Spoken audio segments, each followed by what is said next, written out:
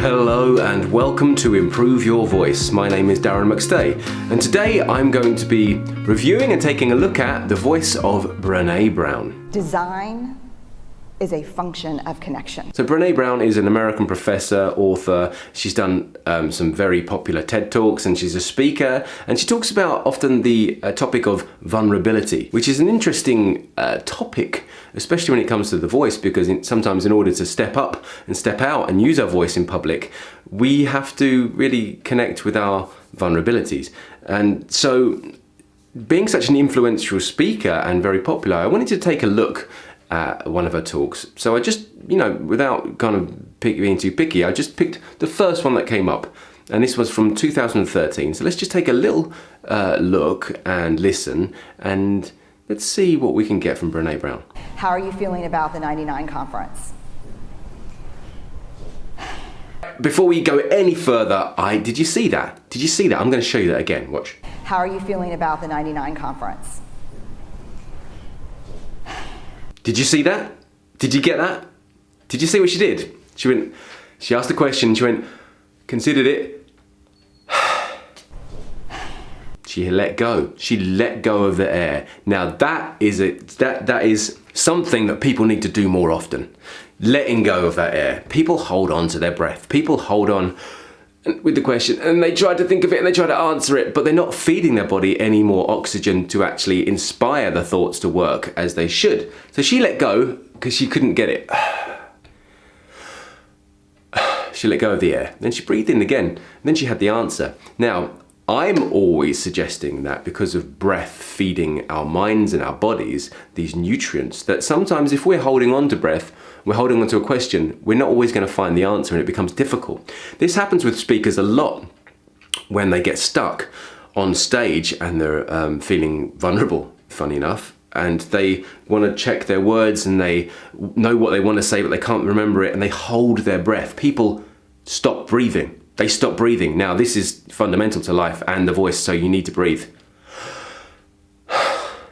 So sometimes it's not all about breathing in and taking more oxygen in, because sometimes too much oxygen can make you feel more anxious and feed your anxiety. So what she did was actually very key, and it's a really good thing that you can learn.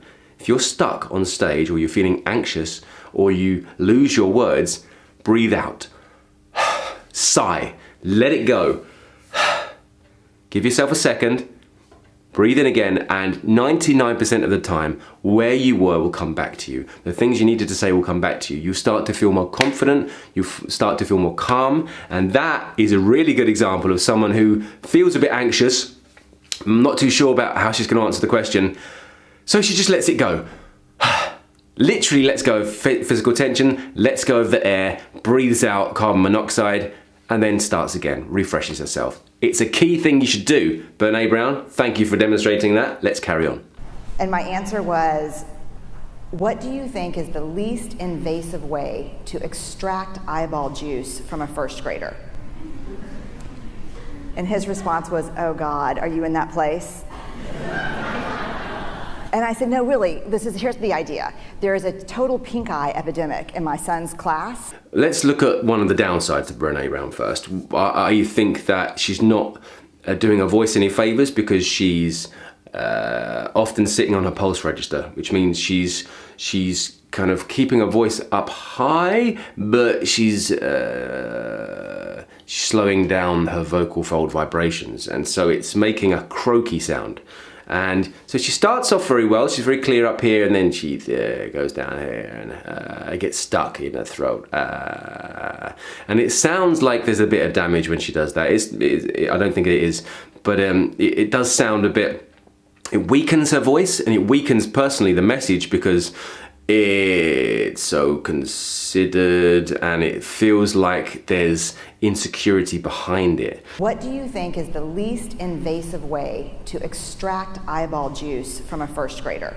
It was different if she was able to keep the voice up and go down lower and really connect with those lower notes. But she's not, she's stopping there. And that could partly be to her accent, and I've said this before about other American speakers, because their air placement, the zone is behind their nose. It's kind of up here, somewhere like that. And so it's easy to kind of hit those pulse registers, because your voice is kind of aimed up here, and you can't really go down into your chest so easily. So this isn't a knock for Brené Brown, it's just an observation that she tends to do. Let's have a look at a little bit more. And if I could get some of the juice, I could give myself pink eye, which would be a legitimate excuse not to go. And if I could get some of the juice, where it would be nice and clear if she went, and really kind of drop down and allowed, sound to resonate more in those lower registers. She would be more impactful as a speaker, because she would be connecting with the words, not sort of dropping off of the words. And that's just an observation. And I could even do a selfie with a big eye, and then it would be legit. And he said, I was told by a chiropractor some years ago that high heels are terrible for your voice, which is interesting, because I was I never wore high heels myself, never had to, even in a show. But it's interesting where women do wear high heels, and what happens is when you are up on your toes, your spine and your legs are in different positions, so muscles that are supposed to be supporting get switched off, and so muscles which are supposed to be strong and are holding you up and holding your body in balance are kind of working overtime. And so this can put a strain on your spine, which is why I learned this from a chiropractor, I guess. And this, if your spine is out of alignment, you can't breathe correctly. And if you can't breathe correctly, you can't use your voice correctly, because the flow of air isn't going as it should. So once you put your body out of alignment, once your posture's out, it's really not going to help your voice, and it's not going to allow you to have enough breath support. And this is what's key here. Some people can train to do that, and people do train very well. But if you're not aware of it, it can just overtake the way you speak. And she's wearing heels here, and she's unsupported, and you can hear that unsupported thing when she's dropping down into the pulse register. There's no air down there to be able to push it forward and drop into her chest voice. And I wonder if it's because she's wearing heels. It's a possibility. It's quite likely that that's affecting her ability to speak. And it's not the fact that she's a great speaker, she's very well loved and very well respected, but the heels, I don't think, are doing her very much use as a speaker. Maybe it makes her feel more confident because she's taller and she's open. But actually, if the message she's using is with words, she could connect better with those words if she was with flat shoes and felt the ground and felt the earth beneath her. I thought you were excited. And I said, I was excited. But as I was working on my keynote, I realized that I had kind of tricked myself into believing that this was my tribe. And then I realized my obsession with fonts doesn't really make me one of you. And she does this thing that I just did then. She does this thing that I just did again.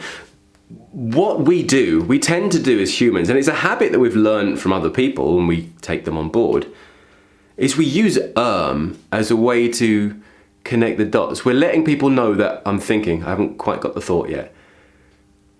So if I'm thinking about what to say, and everyone does it, it's very human, it's very natural, and that's what such a respected and well-loved speaker with such a great message like Brené Brown is able to say and get away with it, and no one picks her up on it. It means isn't a problem. It's not a problem. Don't worry about it. She's doing it quite often, and yet she's forgiven for it, because we know she's trying to find the right words. Every human understands this. And I've picked this up on my Toastmasters why it's not good for the voice video, not on the why it's good for the voice video, where they will count your ums. And there's this, it can make people very paranoid about saying which can make you very jilted and robotic and sound unnatural, because sometimes saying is a very natural thing to do because it's habitual. Now you can get out of those habits, and there's ways to do it, and there's nothing wrong with taking a pause rather than saying but it is a way of saying to your audience, just hang on a second, I'm finding my thought. And that's what it means. The is just saying, 1 second, 1 minute, I'll be right with you, just collecting myself. So don't worry about it. If you're someone that says and it's genuinely because you're trying to find what you're saying, no one's really, apart from a Toastmaster, going to pick you up on that. So don't worry about it. And it's good to see someone at this standard saying and it being acceptable, so you can maybe feel a bit lighter about yourself on that. It's not such a big deal. However, if you're doing it every sentence because you completely don't know what you're talking about, it's clear that you don't know what you're talking about, and those are filling in the gaps of you don't know what you're saying and you don't have any clue on your topic.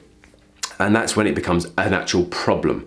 So you should look at that if you're someone who's doing it all the time to fill in gaps because there is no knowledge there.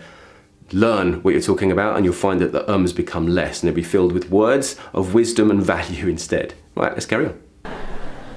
And he said, well, what was going on when you thought you were one of them? And I said, I don't know, I'm gonna have to think about it. And he said, you're a researcher, it doesn't necessarily mean that you're not, a creative. And I said, no, these are the creatives. These are the people that no one sat with in high school and then everybody wants to be when they grow up. She does this interesting thing. I think her posture and her neck is a little bit rounded as well. And she uses the neck and she tilts her head to the side. She's very, she articulates with her hands. So she's like this, putting it forward, and she's telling her story physically. And I said, no, these are the creatives. These are the people that no one sat with in high school and then everybody wants to be when they grow up. She's not restricting her body. Her body wants to tell the story like this because that's how she physically feels it and that helps her get the words out. That's how she's using it. So once again, another thing that some people might say is bad form, but I say is completely human, completely natural, and you should really appreciate this, is that if something's in you and wants to come out, if there's words that need to be expressed, then you don't necessarily have the vocal expression to tell that story as colourfully as you'd like. Sometimes physicality will help you with that. You can use it if you're on stage or in front of people. They can see you. It's visual as well as audible. So you can move. You can gesticulate. It's fine. There's nothing wrong with that. If you feel like you need to move, you move. If you feel like you need to walk, walk. If you feel like you need to wave your hands in the air, do it. It's when you stop yourself from doing these things that it becomes awkward to watch, because tension looks terrible in real life. No one likes to look at tension, and tension's often when we're holding ourselves still, if we're stopping ourselves from doing anything. So she's got some habits which are considered not proper form, but she's free with them. She's allowing herself to just go for it. She did the side and showed everyone that she was a bit stuck and a little bit anxious and she was getting over it. She says, she's wearing high heels and she's gesticulating quite a lot and telling a story like this. But none of it's a problem. And so she's a really good example of someone who doesn't use proper form, yet is able to share her story in a very open, clear way. So stop judging yourself is what I would take from Brené Brown as a speaker. Too many people are holding themselves still, trying to be perfect. Too many people are trying to fit into a mold of perfection and trying to get everything right. You need to be free with yourself. You need to just give yourself a break and allow yourself to share your story however you can. And you're only going to do this by being relaxed, learning to breathe properly and articulating yourself clearly. That's all you need to do. And know what you're talking about, actually. That's quite important too. So I've talked a bit about Brené's voice, but I guess really it's more her whole being as a speaker, and your whole body is doing some talking. You are sharing a story, you're sharing some information, whatever it is, you're using your whole entire being. And I've noticed now, since talking about physicality, I've become much free as well, which is different in front of a camera because there's only so much space in it. You could disappear, and I don't want to do that. But anyway, thanks for watching. Hopefully people may have got something from this video. Fans of Brené, look out for that. People who've never seen her before, go and watch one of her TED Talks or one of her presentations, because she's very inspiring, and she talks a lot about vulnerability and how we can connect with those parts of ourselves that we may feel embarrassed about or shy about or not want to share with the world, which we should. So thanks for watching. My name's Darren McStay. This is Improve Your Voice, and until the next time, look after your voice.